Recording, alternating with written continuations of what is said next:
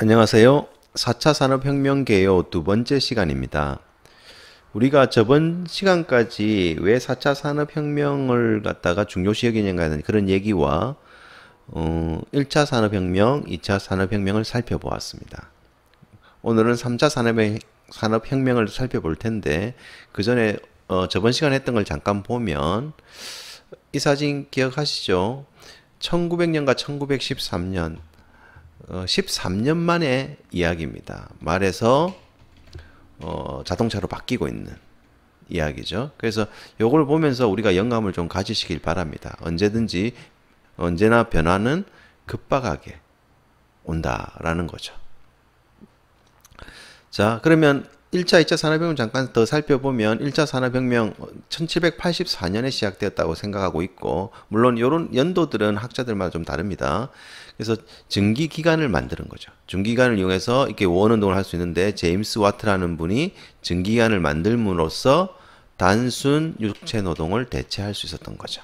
그래서 이렇게 기계화 혁명을 되었고, 이때도 이제 자원을 소유하는 것으로서 우리가 어떤 특징을 가지고 있다라고 알 수 있을 겁니다. 2차 산업혁명은 1870년대에 시작되었고 전기에너지와 컨베이어 벨트가 그 촉발 요인이었습니다. 역시 제조 육체 노동을 갖다가 많이 대체한 거죠. 전기에너지가 하고 컨베이어 벨트가 이렇게 흐름을 만들어서 제조 육체 노동을 갖다가 많이 좀 수월하게 해준 경우입니다. 역시 이 2차 산업혁명을 통해서 대량 생산 혁명이 일어나서 우리가 혁명 키워드는 대량 생산 혁명이라고 볼 수 있고요. 그 다음에 이때도 자원의 성격은 자본의 소유죠. 그래서 이때부터 어마어마한 자본가들이 나타나기 시작한 거죠. 그렇죠? 이런 식으로 컨베이어 벨트를 이용해서 작업하고 있는 모습입니다. 자, 이제 오늘의 주제인 3차 산업혁명입니다. 3차 산업혁명은 컴퓨터와 인터넷을 그 촉발 요인으로 보는데 시작 연도는 1969년으로 보고 있습니다.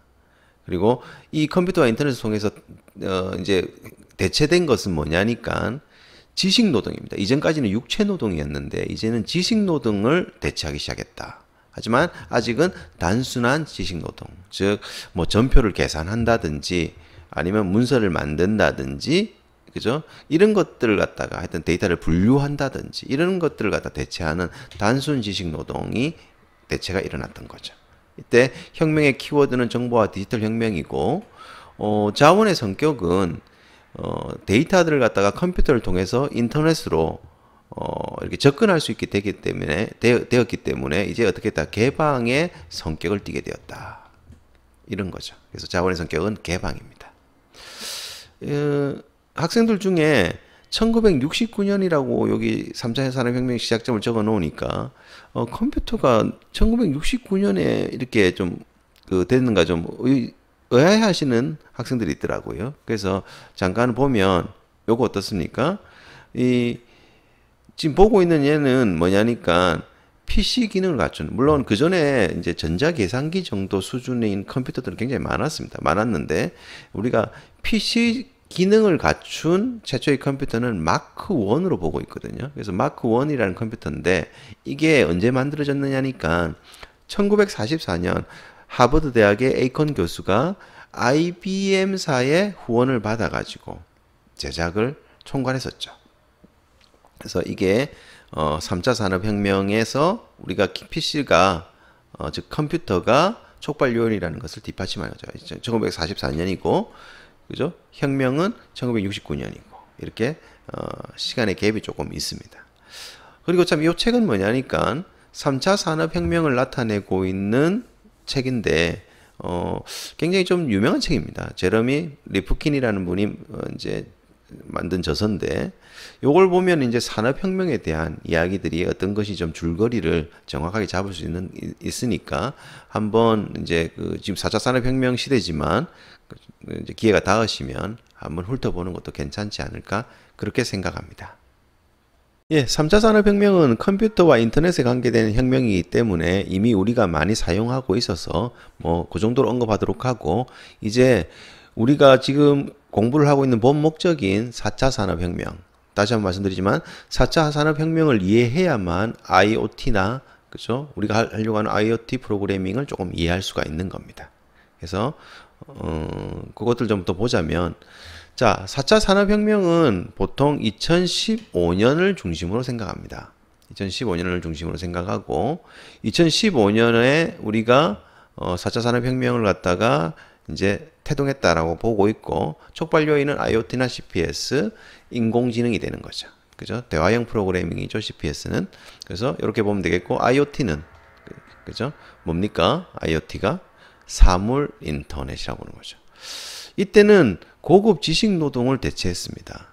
그죠? 그러니까 육체 노동도 아니고 단순 지식 노동도 아니고 고급 지식 노동을 대체하기 시작한 거죠. 그죠? 이때 혁명의 키워드는 만물의 초지능, 그죠? 컴퓨터가 들어감으로써 그리고 인터넷이 연결됨으로써 초지능을 줬다 해서 만물 초지능이라고 하고 이때 자원의 성격은 지식 공유입니다. 그래서 공유가 자원의 성격이 되는 거죠. 사건의 발달은 실제적으로 산업혁명을 촉발시켰던 가장 큰 요인은 IoT였습니다. 인터넷 오브 띵스죠. 그러니까 사물 인터넷이 가장 중요했다. 그럼 어떻게 돼서 그렇게 됐는가 한번 생각을 해보면 자 옛날 사진을 좀 구하기가 좀 힘들어서 요 사진을 했는데 옛날에는 컴퓨터 모니터가 이렇게 있으면 그 안에 이제 부품들이 이렇게 마더보드 이렇게 들어가 있는 거겠죠. 크죠? 그죠? 근데 이게 어떻습니까? 아두이노 보드에서는 이런 식으로 작게 손바닥에 올려지고 있죠. 그죠? 이렇게 기능하고 있습니다. 근데 이 기능을 더 줄이면 이런 식으로 우리가 칩셋을 만들 수가 있죠. 컴퓨터를 가지고 할 수 있었던 많은 일들을 어떻게 하냐니까는 좀 분화되어서 우리가 실제적으로 할 수 있게 된 겁니다. 그 말이 무슨 말이냐? 이렇죠. 만약에 우리가 어떤 문이 하나 있다고 해보죠. 그죠? 문이 있습니다. 그죠?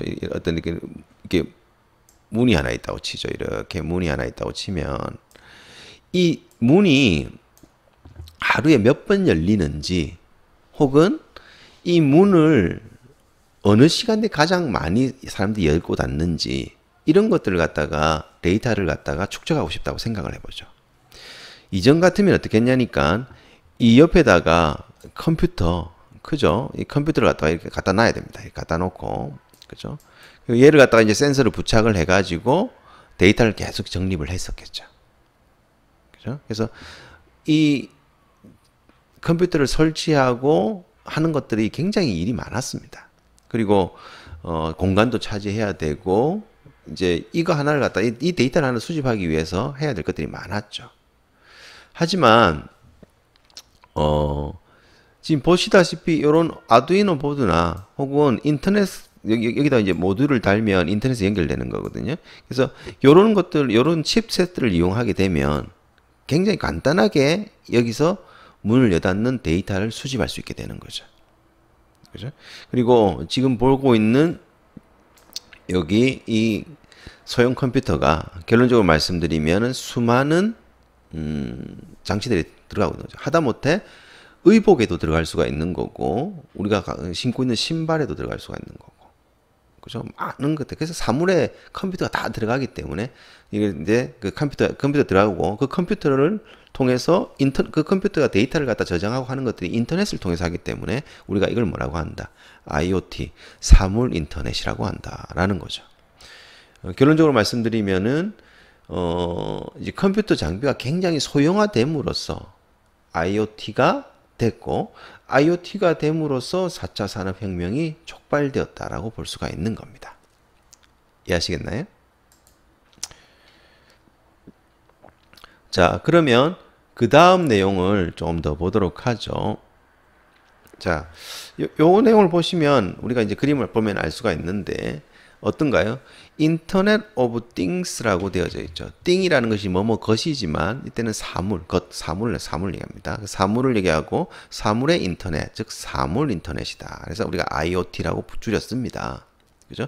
요 단어를 기억하셔야 되겠습니다. 그래서 인터넷 오브 띵스를 기억하셔가지고 S가 붙은 거는 사물들이기 때문에 그렇고 우리나라 말에서는 그냥 사물이라고 번역을 해서 사물 인터넷으로 한다라는 거죠. 어떤가요?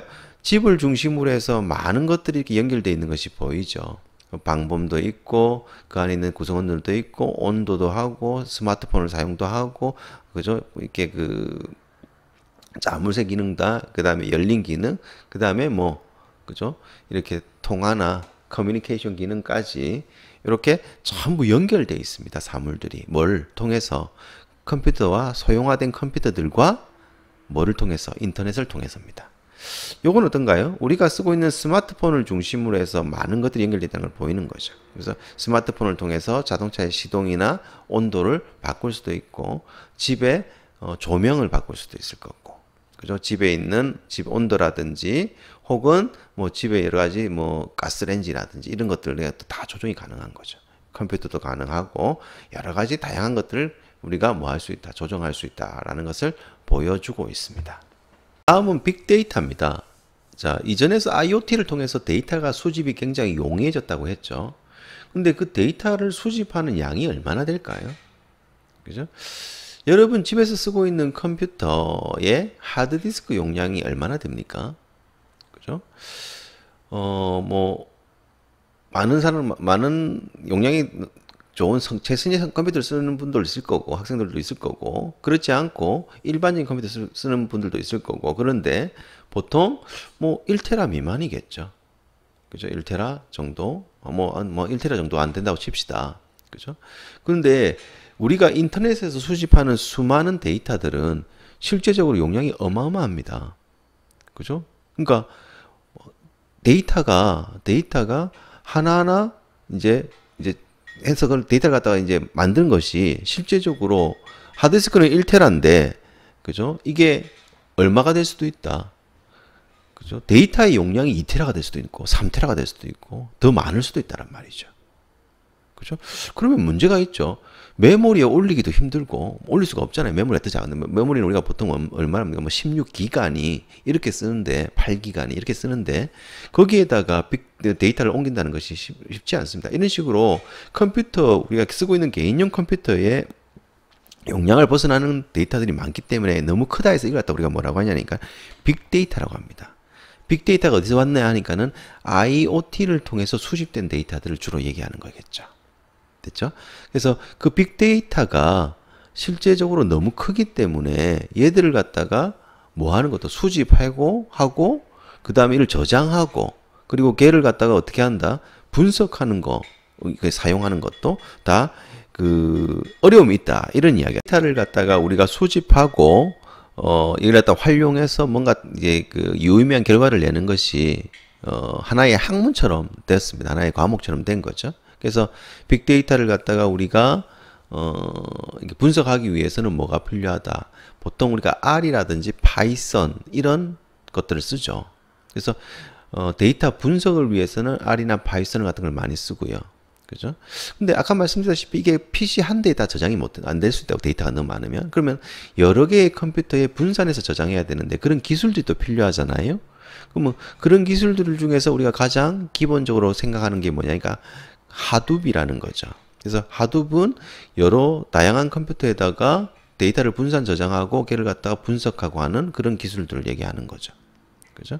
그리고 그런 것들을 갖다가 이제 이런 식으로 데이터를 끄집어내어서 시각화하는 것들도 필요하고.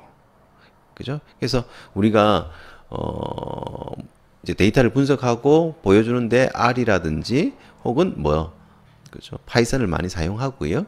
그 다음에 데이터를 갖다가 저장하고 얘를 갖다가 이제 편집하고 여기서 이제 어떤 이제 그 검색을 하고 이런 거에는 파이썬이나 혹은 R을 통해서 이제 저장을 해야 되는데 그건 하둡이라는 기술을 사용한다. 이런 이야기죠. 그래서 하둡이니 혹은 R이니 파이썬이 이런 것들이 유명해지고 있는 겁니다. 그러면 빅데이터가 이제 뭔지도 알았고 빅데이터에서 중요한 점은 뭐라고요? 그죠? IoT에서 왔다라는 거죠. IoT의 방대한 데이터들을 저장하고 분석하는 기술을 갖다 할 때 그 데이터가 워낙 크니까 빅데이터라고 표현하는 것이다. 라는 거죠.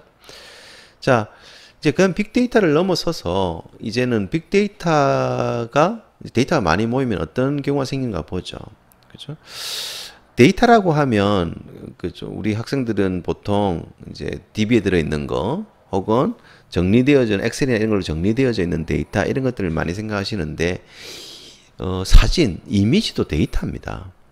근데 뭐 이런 거 한번 생각해 볼 수도 있겠죠. 우리가 이미지를 갖다가 이용해서 이제 이렇게 하는데 뭐 병원에서 폐암 사진을 갖다가 이제 의사들이 진단을 해가지고 찍은 것들이 있겠죠.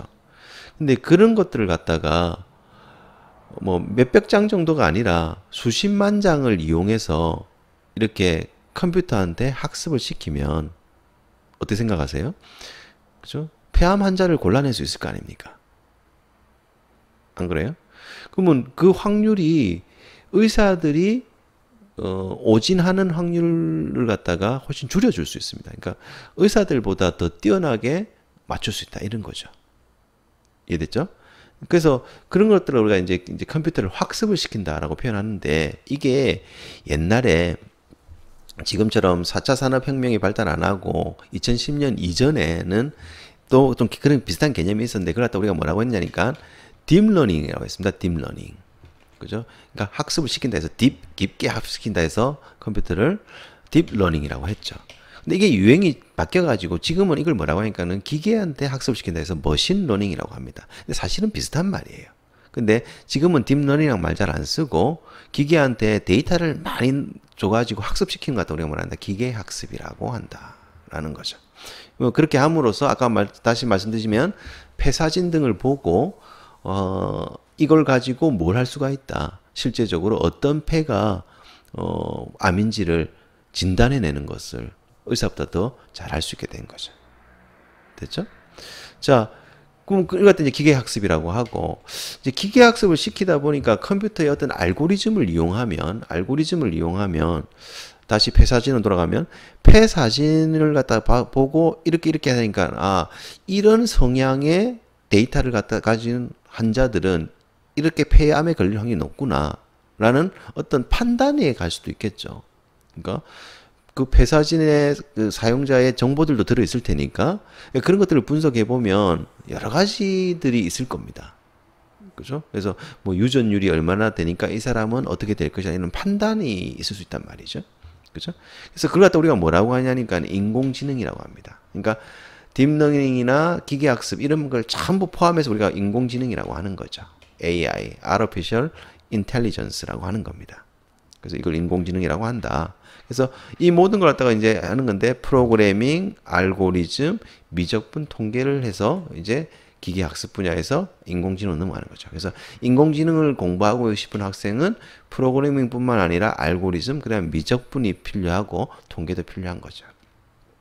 이런 식으로 우리가 이제 보통 컴퓨터를 전공하는 학생들이 프로그래밍만 많이 하는데 하고 알고리즘을 많이 하는데 이제 수학적인 요소들이 이렇게 들어가다 보니까 아무래도 하고 있는 인력들이 좀 작겠죠. 앞으로 수요는 폭발적일 텐데 그래서 이제 이런 쪽으로도 한번 도전해 보는 것도 괜찮지 않겠나 싶습니다. 어쨌든 이게 이제 기계학습이란 말을 기억하셔야 됩니다. 기계학습 컴퓨터인데 학습시키는데 이걸 옛날에는 딥러닝이라고 했다라는 것과 이거 인공지능이라고 하면 이게 전부 다 포함되어져 있다라는 거죠. 그죠? 이게 되는 거죠. 자, 그래서 한 번 더 정리를 해보겠습니다. 첫 출발은 어디서 나왔다고요? 사물 인터넷에서 왔다고요.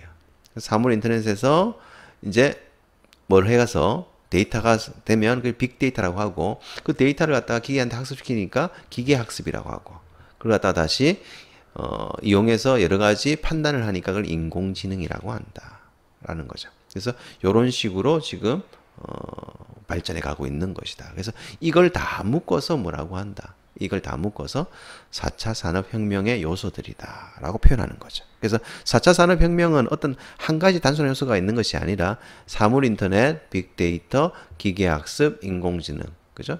여기는 또 없는데 드론 같은 것도 4차 산업혁명의 요소라고 볼 수 있는 거죠. 자, 그러면 이제 4차 산업혁명이 왜 중요한지를 한 번 더 보도록 하겠습니다. 자, PPT를 한번 봐주세요. 어떻습니까? 1차 산업혁명, 2차 산업혁명, 3차 산업혁명은 하나하나가 다 다른데 4차 산업혁명은 얘들을 그죠? 아울러서 나온다는 겁니다. 그죠? 지금 보고 있는 어떻다? 이걸 전부 아울러서 이렇게 얘는 이런 식으로 2차 산업혁명은 이런 식으로 3차 산업혁명은 이런 식으로 더 보완되고 발전하고 있다. 이런 이야기가 되는 거죠. 이해하겠죠?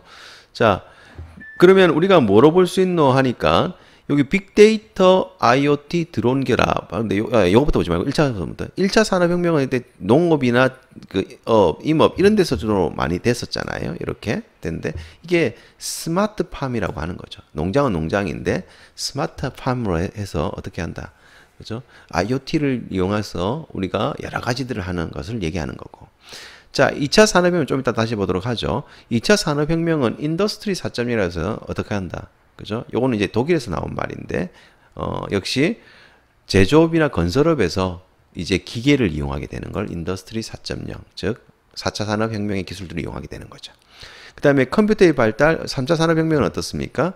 여기 상업 비즈니스, 그 다음에 서비스업, 그 다음에 교통업, 이런 것들이 있는데, 이런 것들을 갖다가 빅데이터, IoT, 드론, 인공지능이 결합해서 또 다른 것들로 이루어지는 것이고, 이렇게 되는 것이죠.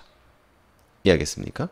그래서 중요한 거는 뭐냐니까 여기 지금 1차, 2차, 3차 산업혁명은 다 따로 일어났는데 우리 4차 산업혁명은 어떻다? 한꺼번에 이렇게 1차, 2차, 3차로 일어났던 산업혁명의 요소들에게 영향을 주고 있다라는 거죠. 됐습니까? 자, 넘어가겠습니다.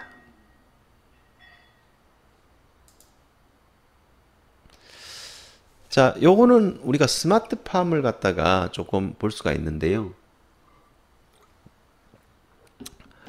어떻습니까? 농부가 지금 있죠. 근데 농부가 뭘 하고 있는 게 아니고 지금 보다시피 스마트 패드를 보고 있습니다. 스마트 패드에서 이렇게 그죠? 온도도 맞추고 여러 가지들을 해주고 있죠. 일조량도 맞추고 그런 것들 해주고 있는 거죠. 이게 이제 스마트 패드를 이용해서 스마트팜이라고 하는 거죠. 됐습니까? 그림만으로는 조금 그럴 것 같아서 사진을 준비했습니다. 지금 이 건물은 지금 제주도에 있는 겁니다. 제주도에 있는데 여기 보면 이 스마트팜이라는 글자가 있고 좀 잘 안 보입니다만 여기 뭐라고 있다. 정간의 밥상. 또 제가 특별한 어떤 그 업체를 소개하는 건 아니지만 이렇습니다. 이건 어떠냐니까 실제적으로 스마트팜에서 이렇게 야채들을 생산해서 바로 식당에서 먹는 그런 구조로 되어져 있는 거죠. 이해됐습니까? 그러니까 이제 더 이상 농업을 이제 시골에서 하는 게 아니라 공장형으로 하는 겁니다. 그럼 학생들이 이런 생각할 수 있거든요.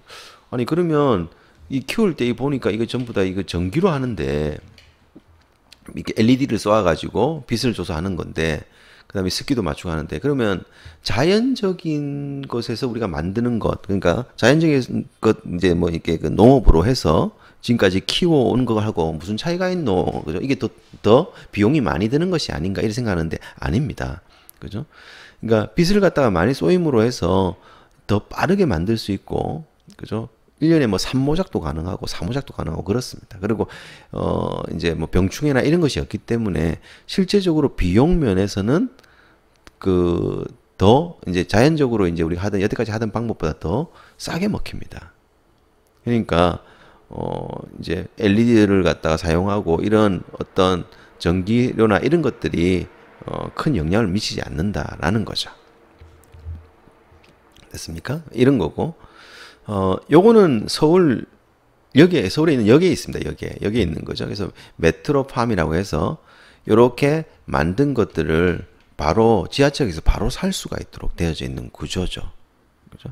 이제 얼마 지나지 않으면 부산, 김해 이런데 우리 공장들이 좀 남아도는 것도 많이 있거든요. 그죠? 경남 이런 곳에 그런 데서 어떻게 한다?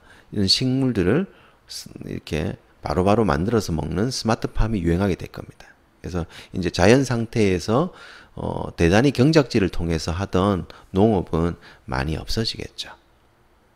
이해되셨습니까? 그래서 이런 것들을 우리가 볼 수가 있겠고 자 이제 다른 걸로 한번 보죠. 이제 2차 산업혁명에서 우리가 이렇게 컨베이어 벨트, 전기화 컨베이어 벨트를 통해서 이렇게 됐다고 했지 않았습니까? 근데 이거 어떻습니까? 컨베이어 벨트에다가 나머지들, 여기 있는 우리가 사람, 기술자들이 하던 것들을 지금 보시는 것과 같이 뭐 기계들이 하는 거죠. 이게 4차 산업혁명이죠. 이것도. 그러니까 이 기계가 인공지능으로 여러 가지 기능을 좀 맞춰가면서 작업을 하는데 이게 4차 산업혁명 요소들이 어디에 2차 산업혁명처럼 제조업에 영향을 미치고 있는 걸 얘기합니다. 이걸 갖다가 인더스트리 4.0이라고 되는 거죠. 그죠? 실제적으로 아디다스라고 하는 독일 브랜드는 독일 브랜드에서 이제 보통 그 독일에 있는 게 아니라 아시아권에 대단히 이제 그 공장으로 있었거든요. 근데 지금은 그 공장들이 거의 다 다시 어디로 독일로 돌아갔습니다. 그렇지만 어떤 이제 그 인력들이 필요한 것이 아니라 전부 다 이제 컴퓨터나 기계를 통해서 제조를 하게 된 거죠. 그래서 뭐 보통 뭐 300명 단위, 600명 단위 이런 것들이 한 20명 선으로 그죠? 관리 인력이 그러니까 제조 인력이 줄어드는 상태죠. 그죠? 300명에서 600명 사이가 20명이 됐다라는 것은 그죠? 고무적이죠. 그죠? 그렇기 때문에 경비가 작게 드니까 비용이 작게 드니까 자기 나라로 이전할 수가 있는 거죠. 그래서 많은 제조업들이 이제는 선진국에서는 다 자기 나라로 이렇게 돌아오고 있는 실정입니다. 우리도 지금 그렇게 많이 돌아오고 있는데요. 이제 계속 그런 것들이 좀 더 많아지겠죠.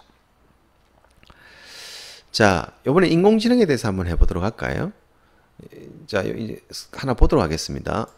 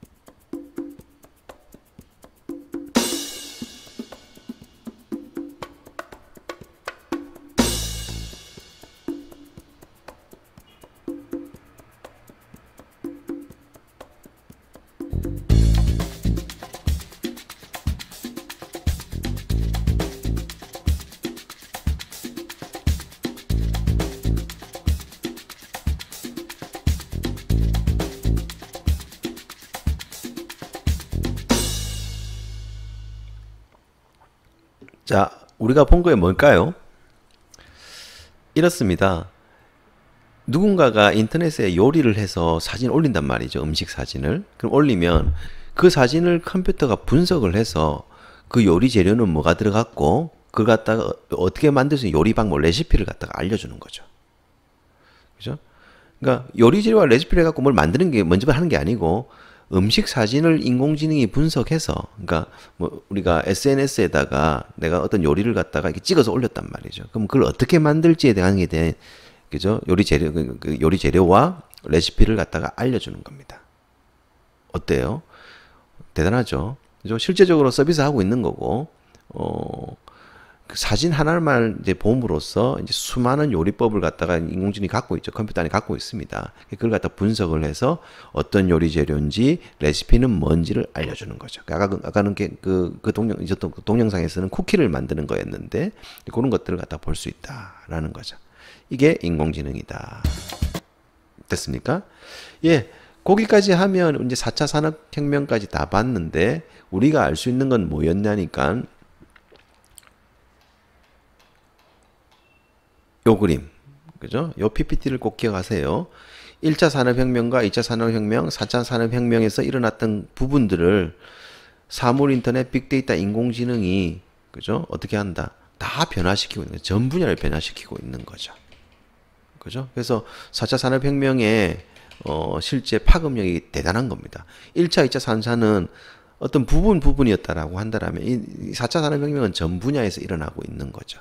그래서 우리는 이런 급박하게 변하는 시대에 살고 있고 앞으로 10년, 20년 후에 우리의 모습은 정말 많이 달라져 있을 겁니다. 그죠? 그죠? 이제 그 출발이 이제 IoT나 이런 것들이지만 어쨌든 그런 것들을 먼저 인지하시고 학생들은 앞으로 이제 학교도 졸업하고 이제 미래를 향해서 가야 되는데 그런 것들을 갖다가 좀 더 생각해보고 자신의 미래 생각해보고 그냥 생각해 보는 것만으로는 불충분하고 여러 가지 사회에서 얻는 지식들이라든지 데이터들 그런 것들을 좀 보시면서 판단할 수 있도록 하셔야 될 것 같다라는 거죠. 예, 이렇게 해서 4차 산업혁명 개론을 모두 마치도록 하겠습니다. 예, 고생하셨습니다.